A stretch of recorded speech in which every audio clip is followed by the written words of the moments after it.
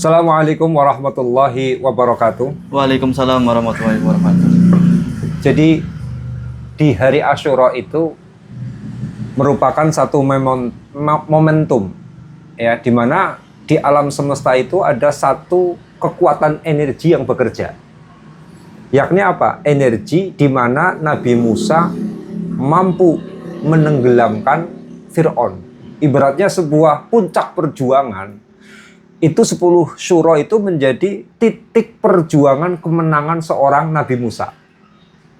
Nah makanya di alam semesta ini bagi yang mempercayainya, itu di tanggal 10 Asyura itu memiliki energi-energi besar alam semesta, di mana ketika kita itu memang mau untuk mengambil energi tersebut, kita kemudian berniat untuk memanfaatkan energi tersebut, itu akan menjadi sebuah ledakan besar dalam kehidupan kita.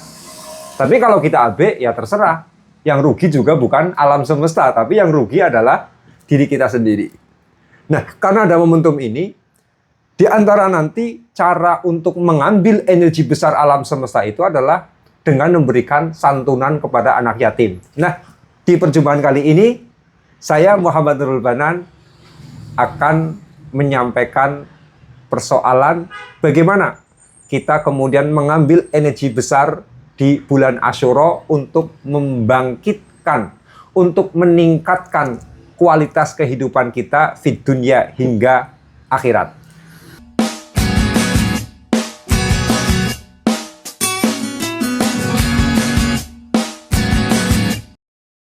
Energi besar di hari Asyura. Energi kaya di hari Asyura. Karena sebentar lagi kan kita masuk tanggal 10 Muharram ya. Hari di mana itu adalah hari Asyura. Di hari Asyura itu ada peristiwa besar. Sehingga menciptakan momentum energi besar di alam semesta. Peristiwanya apa? Adalah kemenangan Nabi Musa menghadapi sosok tiranik yang sangat otoriter, yakni Fir'aun. Nah, artinya di hari itu ada hari momentum, sebuah kemenangan perjuangan di mana kebaikan menenggelamkan terhadap keburukan. Ja'al haqqu wa zahaqal batil. Sehingga energinya itu menjadi besar sekali. Lah, saya melihat beberapa hadis, ternyata memang di hari Asyura itu karena ada momentum besar sehingga kita juga dipersilahkan oleh alam semesta untuk mengambil energinya sebagai energi keberlimpahan diri kita. Kayak gitu. Assalamualaikum warahmatullahi wabarakatuh. Mohon maaf saya jeda sebentar materi kontennya. Mohon izin untuk kasih informasi. Insya Allah saya membuka kelas training Servo Prosperity Batch 12 di tanggal 27 Juli 2025. Kelas training Servo Prosperity adalah kelas training spiritual finansial melalui basic need. Di kelas ini, selama lebih dari 20 hari, Anda akan saya mentori untuk memahami sistem Servo Prosperity alam semesta untuk meningkatkan finansial Anda. Segera daftar dengan klik link di deskripsi video. Karena seperti ini, alam semesta itu, energinya itu menyimpan semua energi-energi traumatik. Tapi juga menyimpan semua energi-energi kegembiraan. Alam semesta seperti itu. Alam semesta menyimpan energi traumatik. Contohnya, ada rel kereta api. Di mana di rel tersebut pernah terjadi kecelakaan kereta api. Ya. Biasanya angker apa enggak? Angker. Itu menunjukkan bahwa alam semesta menyimpan energi traumatik. Mobil ambulan, saya juga pernah menjelaskan. Mobil ambulan, kebanyakan angker loh. Ya. Karena mobil ambulan itu biasa digunakan untuk menolong orang-orang yang mengalami traumatik. Kecelakaan, orang sakit, orang sekarat, macam-macam. Itu orang-orang yang traumatik. Akhirnya ambulan menjadi angker. Menunjukkan si ambulan itu menyimpan energi traumatik alam semesta. Kayak gitu. Banyak lagi kok. Di mobil sudah mengalami kecelakaan. Biasanya dijual. Kayak gitu loh. Yeah. Karena kalau nggak dijual, itu nanti akan terulang lagi kejadian yang serupa. Ada traumatiknya. Atau ada orang biasanya beli mobil second. Atau rumah second. Itu loh. Biasanya energinya dinetralkan dulu. Dilakukan tahlilan, selamatan, dan lain sebagainya. Karena takut mobil yang baru dibeli adalah mobil yang baru digunakan, mobil yang baru mengalami kecelakaan. Sehingga nanti akan membawa kenaasan bagi si pembeli.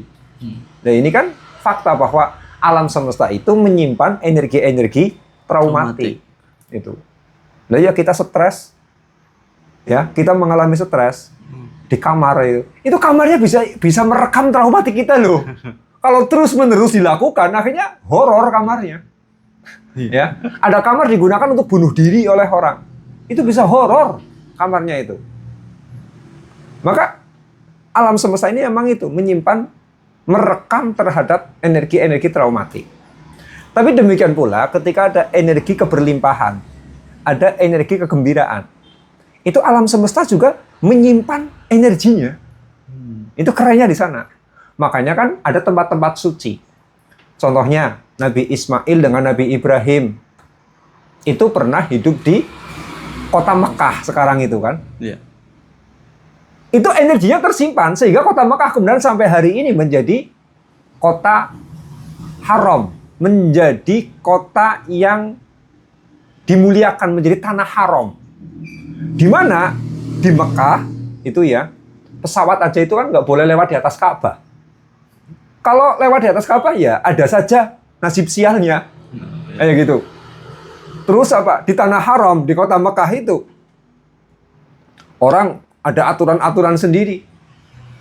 Tidak boleh menebang pohon secara liar, tidak boleh mengambil benda-benda yang ada di sana. Dan seterusnya, aturan-aturan dalam haji, dalam ihram itu. Karena sedang berada di tanah haram. Nah, kalau kemudian tetap menerjang dengan aturan-aturan itu, aturan-aturan di tanah haram, itu biasanya mengalami kenaasan, mengalami hal yang tidak baik. Teman saya itu ya, dia naik haji dengan bapaknya. Bapaknya ini orang kampung, kemudian nggak pernah keluar kota, petani pokoknya lah, petani kampung kayak gitu. Nah, ayahnya itu sampai di Mekah sedang naik haji.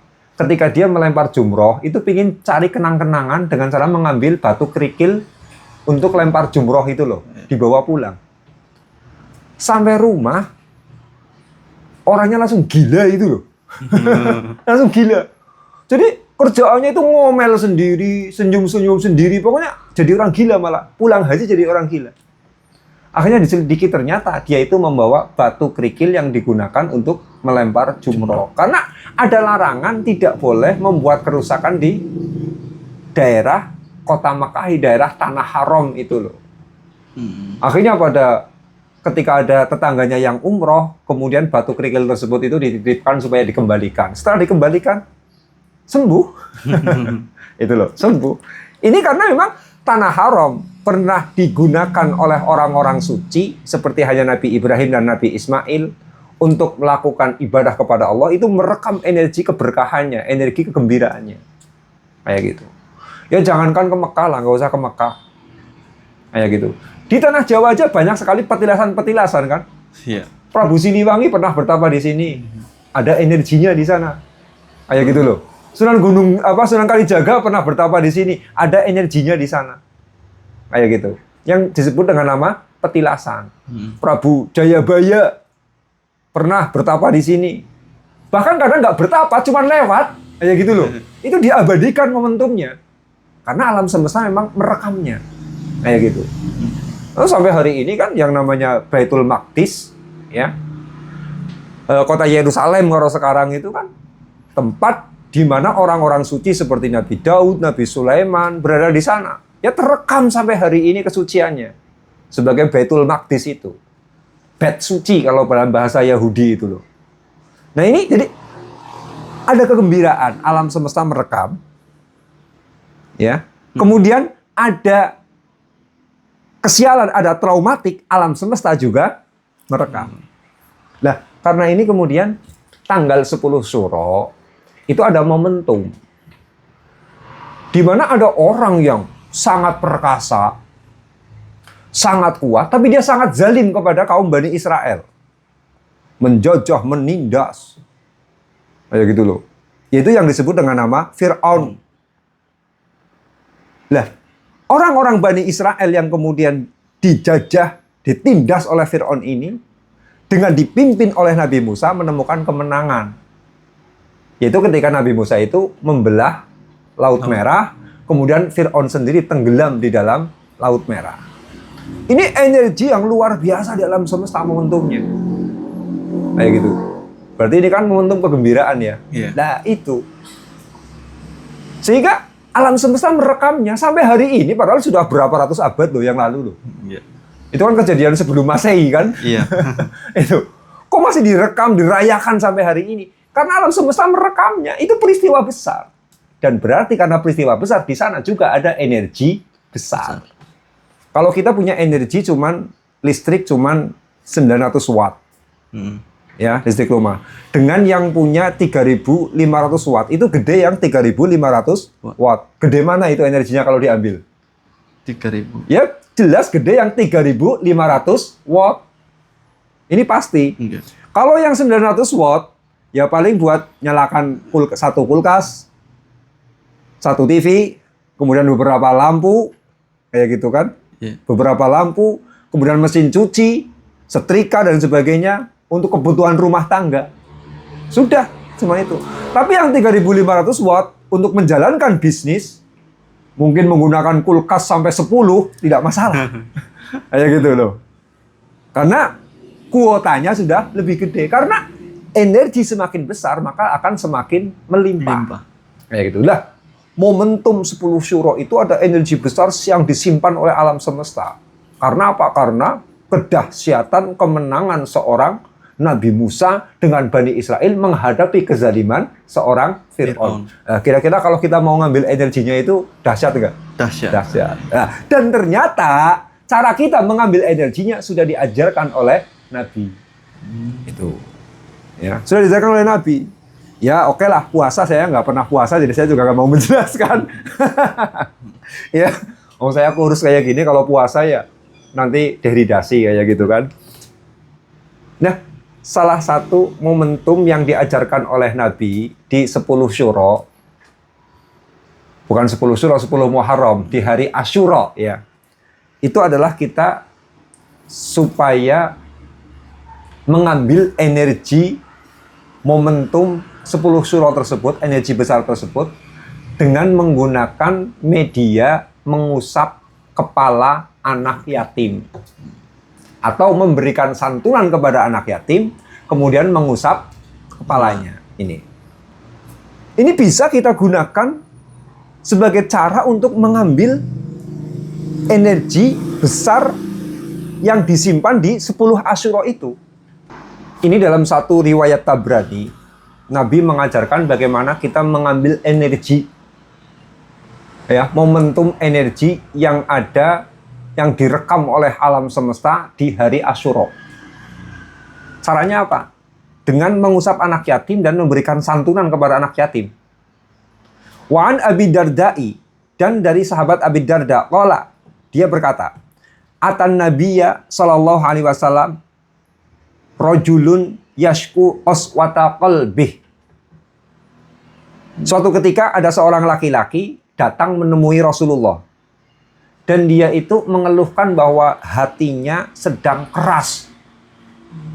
Artinya hatinya itu rasanya itu sedang gelisah, vibrasinya sedang low, kayak gitu kan. Vibrasinya rendah, rasanya gelisah, nggak betah hidup. Pokoknya dia itu sedang qaswata qalbah. Hatinya itu sedang keras, kayak gitu. Kemudian mungkin sebentar-sebentar emosinya naik, temperamental, pemarah, macam-macam kayak gitu kan. Yeah. Terus pola. Kemudian Nabi menjawab, Atuhibbu ayyalina qalbuka wa tutroka hajatuka. Apakah kamu itu ingin agar hatimu itu menjadi lembut? Nggak stresan, nggak panikan, kayak gitu kan. Wa tutroka hajatuka, dan kamu menemukan apa yang kamu hajatkan. Artinya, Kita ada kebutuhan apa, kita ada hajat apa, kita ada kepentingan apa untuk sukses, untuk punya uang, untuk punya istri solih, untuk punya anak solih. Wa tudraku hajatuka. Itu bisa ditemukan dengan menggunakan momentum tersebut. Kemudian Nabi melanjutkan, irhamil yatima wamsah ra'sahu. Kamu bersikap welaslah kepada anak yatim dan usaplah kepalanya. Ini, welas kepada anak yatim dan usaplah kepalanya. Wa at'imhu min ta'amika, dan berilah dia makan dari makananmu. Yalin qalbuk wa tudriku hajatuka, maka kamu hatinya akan menjadi lembut. Itu. Terus kamu akan menemukan apa yang menjadi hajatmu. Nah, ini hadis diriwayatkan oleh Tabrani, ya, Imam Tabrani. Jadi jelas, ketika kita itu mengusap kepala anak yatim, kemudian mengasihi dia, kemudian memberikan santunan kepada si anak yatim, maka apa yang kita hajatkan ini akan terwujud.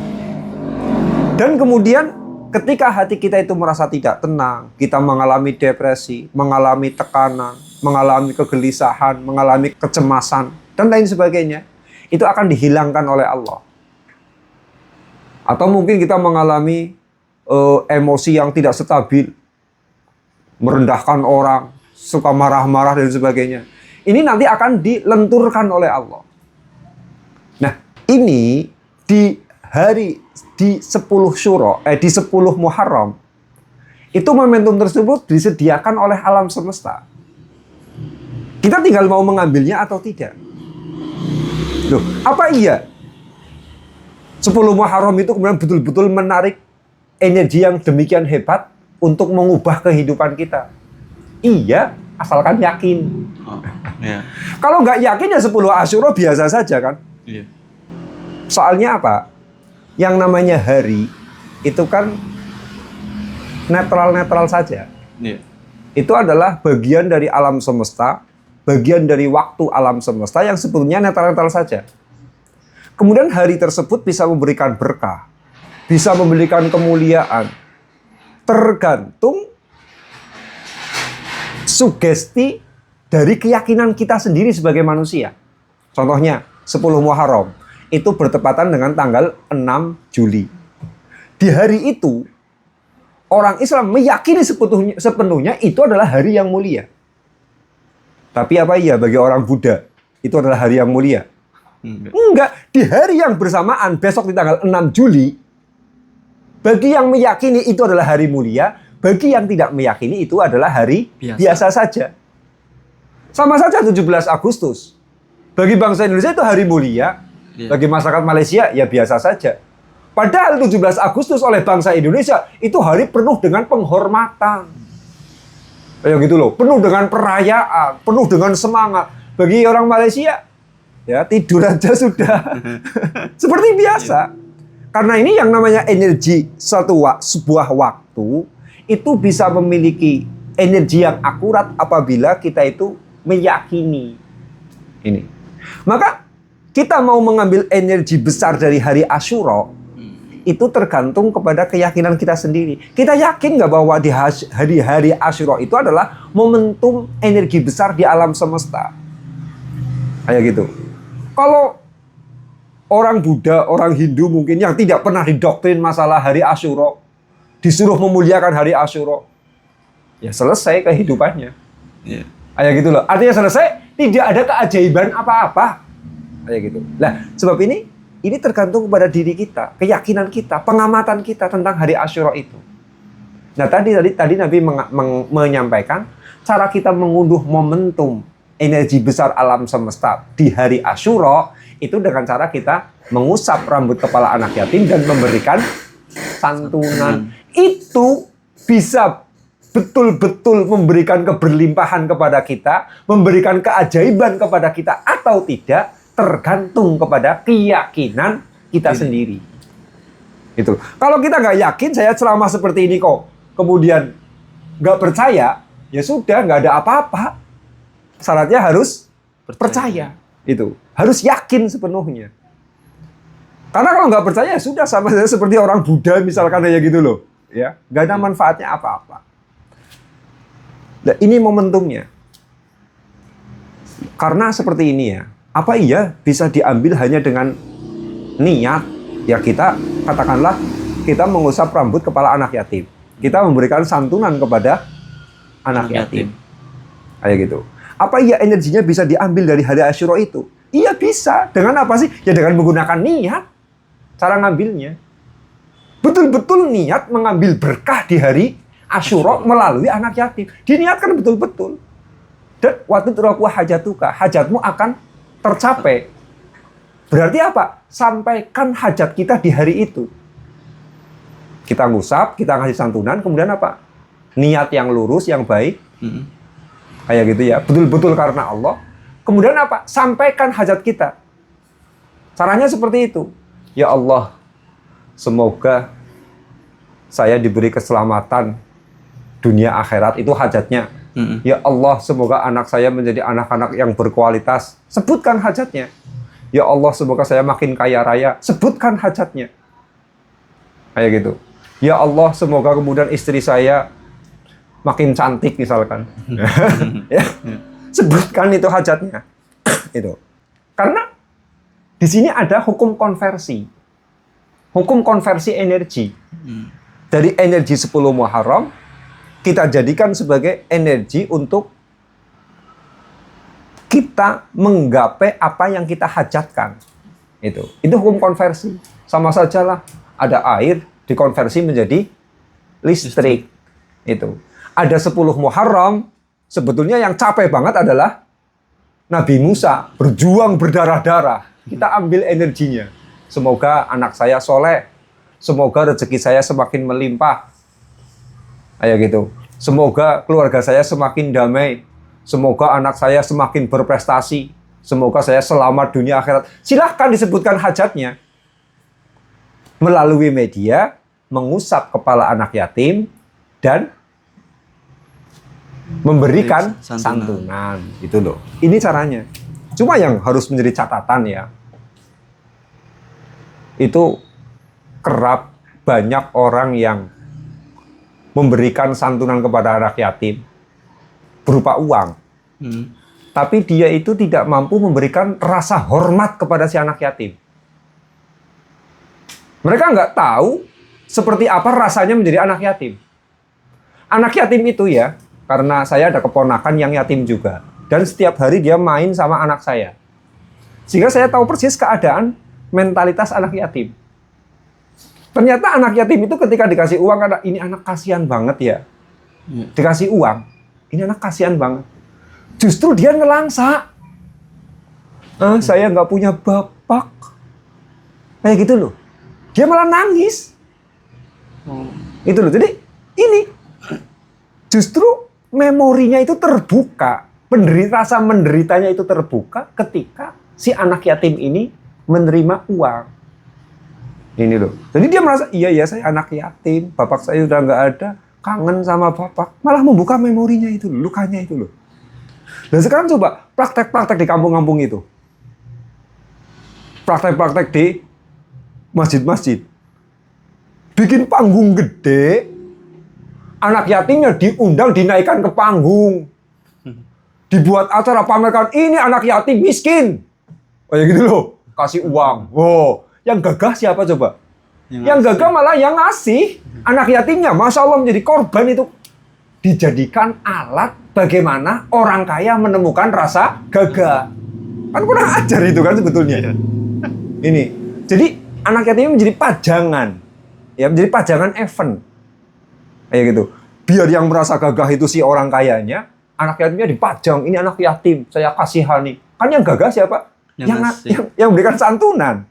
Anak yatimnya justru dia terluka loh, tergores loh. Karena apa? Iya, saya bapak nggak ada, saya ibu nggak ada, saya orang nggak punya, saya kayak gini dipajang sebagai orang miskin di depan umum. Itu kita harus tahu perasaannya anak yatim. Ini harus tahu perasaan anak yatim. Nah, Hal-hal yang seperti ini berarti kita memberikan santunan berupa uang kepada anak yatim, tetapi kita tidak memberikan kehormatan sama dirinya. Itu dilukai itu batinnya, mentalnya. Kalau saya sih alhamdulillah, bapak saya meninggal baru 1 tahun yang lalu ya. Saya nggak menjadi yatim piatu. Ibu saya juga masih hidup kayak gitu. Tapi saya mengamati temannya anak saya ini ya, itu seperti itu polanya. Dia justru akan tersunggut ketika ada orang yang memberikan bantuan sama dia. Ini. Nah karena ini kita di hari Asyura, kita mengambil energi besar di alam semesta dengan menyantuni anak yatim. Tapi kemudian jagalah perasaan anak yatim, jagalah kehormatan si anak yatim. Jangan dinaikkan panggung lah, kemudian dikasih hadiah, jangan. Yang senyap memberinya.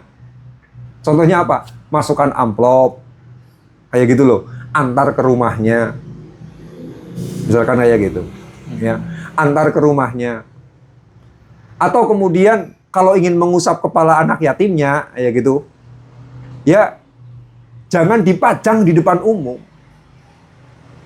Di bawah saja lah, jangan naik ke panggung kayak gitu kan. Kasihan itu kan anak yatimnya itu. Perasaannya itu justru dia itu menjadi terharu-haru, nggak karu-karuan. Memori sakitnya itu malah terbuka. Ini. Ya bagaimana caranya supaya kemudian si anak yatim itu tidak merasa kehormatannya itu terambil. Tidak merasa tergores hatinya. Gitu. Karena yang terjadi saya amati itu. Dari temannya anak saya ini, justru dia itu akan tersungguk ketika ada orang yang secara ekspresif memberikan bantuan sama dia hanya karena dia itu anak yatim. Gitu. Jadi ya, naudzubillah, jangan dinaik-naikkan ke panggung lah. Dikasih bantuan, naikkan panggung, kasih bantuan. Yang dikasih tepuk tangan kan yang kasih bantuan.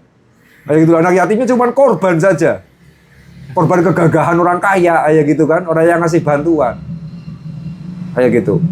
Ya paling tidak ya uangnya diantar sana ke rumah. Kalau pingin mengusap kepalanya, ya kemudian temui anak yatimnya baik-baik, minta barokah dengan anak yatim. Karena saya percaya kok anak yatim itu pasti barokahnya gede. Iya, kalau miskin barangkali memang mutlak bisa perbuatan kita, bisa juga kehendak dari alam semesta. Kayak gitu. Ya. Ada orang miskin bisa saja karena memang dia pemalas, nggak kreatif, akhirnya dia jatuh miskin. Bisa saja dia orang kurang ajar, akhirnya kewalat, setelah kewalat akhirnya jatuh miskin. Bisa karena perilaku sendiri yang namanya kemiskinan. Tapi kalau yatim piatu, apa ada anak yang sengaja ingin menjadi anak yatim piatu? Nggak ada. Itu semata-mata kehendak alam semesta, semata-mata takdir Allah. Makanya berkah mereka menjadi anak yang tidak berdaya, itu semata-mata karena kehendak dari Allah. Bukan campur tangan si anaknya itu, bukan. Gitu. Karena nggak ada yang ingin orang tuanya meninggal, ini nggak ada. Tapi kenyataan memang seperti itu, garis takdirnya. Makanya pasti karena anak yatim itu menjadi anak yatim bukan karena kehendaknya, pasti di sana berkahnya besar. Itu loh. Bukan faktor yang diusahakan oleh diri sendiri. Ini cuma ya itu, jaga kehormatan si anak yatim ketika berbagi dengan mereka. Kayak gitu. Jangan lecehkan kehormatan mereka, berikan kehormatan, jangan hanya memberikan rasa kasihan kepada anak yatim karena mereka justru terbuka memorinya.